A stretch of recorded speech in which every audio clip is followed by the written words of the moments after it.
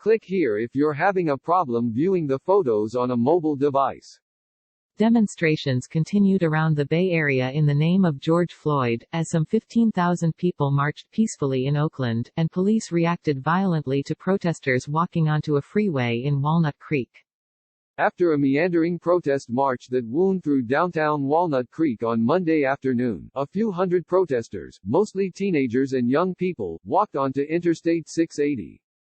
They were met almost immediately with a show of police force. Officers in riot gear ordered the protesters to disperse, and then chased them with dogs, lobbed tear gas and fired on them with rubber bullets. Several teenagers were hit by the projectiles. Officers detained at least 4 people. Isaiah Sandoval, 14, of Walnut Creek, was sobbing and red-faced after being tear-gassed. His sign, which read, "Silence is violence. Black Lives Matter," hung limp in his hand. He hugged a fellow protester, wiped his eyes, and then began yelling at the officers. "Listen to us. We're the people. You're supposed to protect us," he screamed. "I hope you hear this in your hearts." The confrontation followed 4 straight days of protests and 3 nights of scattered looting, vandalism and violence in cities throughout the region, as demonstrators demand an end to unjustified police killings of black men and women.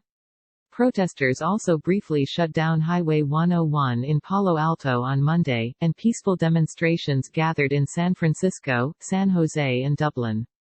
A 19-year-old Contra Costa County resident named Anna, who declined to give her last name, said she was surprised by the aggressive police response when she and others entered the freeway in Walnut Creek. Many of the protesters dispersed after police began firing less lethal rounds. But the small group that remained faced an increasingly intense response by a group of police that outnumbered the protesters. "We couldn't get out all the way," Anna said. Her friend got hit in the head with a rubber bullet, she added. She couldn't walk. They said, "You need to keep moving," and she couldn't walk. The remaining protesters eventually dispersed, and the freeway reopened around 6:30 p.m. The demonstrations were sparked by the death of Floyd, a Minneapolis man who died after Minneapolis police officer Derek Chauvin was filmed kneeling on Floyd's neck for almost 9 minutes. Chauvin has been charged with third-degree murder and second-degree manslaughter, but that hasn't quelled the rage of people who continue to come together to protest police violence around the Bay Area and throughout the country. Monday's protests began after officials imposed curfews in multiple Bay Area jurisdictions, including all of Alameda County, San Jose, San Francisco, Walnut Creek and more following lootings, property damage and shootings across the area. Stores in Oakland, Emeryville, San Francisco, Walnut Creek, San Leandro, Milpitas and Union City were hit by looters over the weekend. Oakland police arrested about 60 people Sunday, including 3 for allegedly shooting at the city's police headquarters. Hayward police reported that officers shot a man who was allegedly looting a CVS store early Monday morning. In Walnut Creek, police continued to investigate the shooting of a woman that occurred late Sunday afternoon amid mass looting. On Monday, a crowd of peaceful protesters at least 4 blocks long marched from Oakland Technical High School to City Hall. As they reached the Target on Broadway, in an area heavily damaged by Friday's looting and vandalism, church bells rang out at First Presbyterian Church. Interim Pastor Jeff Kunkel, former Oakland City Administrator Henry Gardner and a few dozen others stood on the church steps. Gardner said the destruction in downtown Oakland makes my heart sink, but he understands the rage inside protesters agitated by police violence. The protesters didn't start this, the anarchists didn't start this, he said. A white police officer in Minneapolis and his partners who stood by and did nothing started this. The anarchists are finishing it and the peaceful protest is between all of it. It's sad but predictable, he said. Most protesters left before the city's 8 p.m. curfew. You have 5 minutes to disperse, an officer called out over a loudspeaker. Soon police declared the gathering an unlawful assembly, and deployed rubber bullets, flashbang grenades and tear gas. Several dozen protesters at 14th and Broadway refused to leave. Officers were arresting about 40 people, and citing and releasing even more, said Jonna Watson, a public information officer for the Oakland Police Department.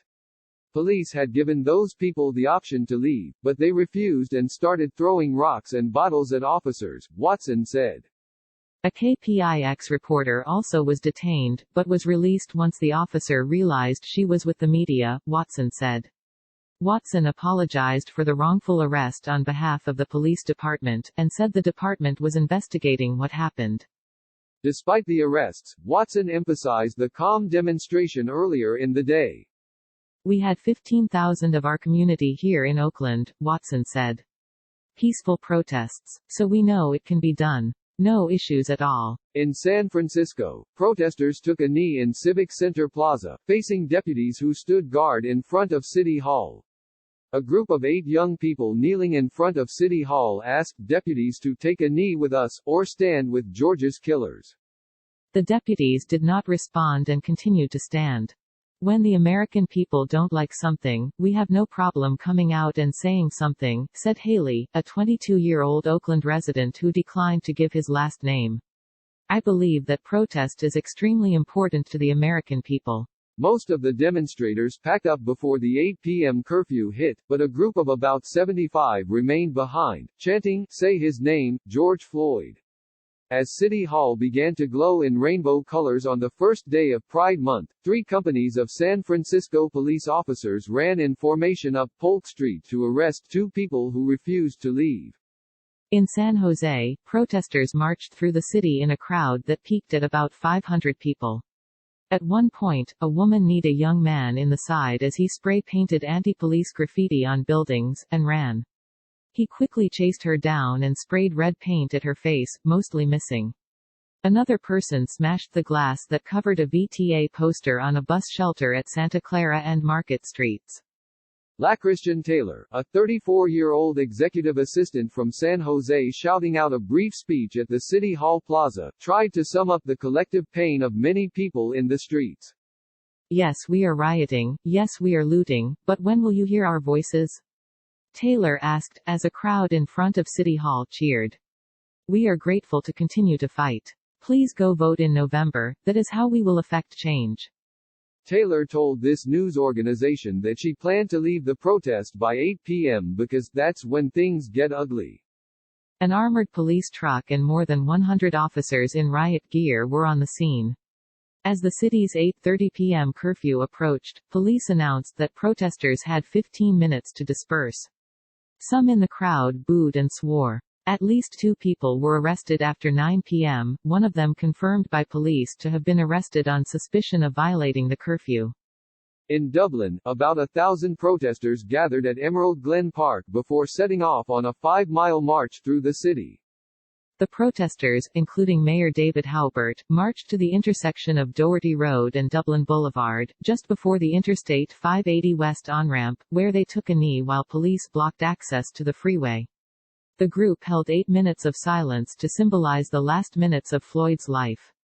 By 5:30 p.m., most of the crowd had dispersed. Angela Ruggiero, Carl Mondin and Martha Ross contributed to this article. Check back for updates.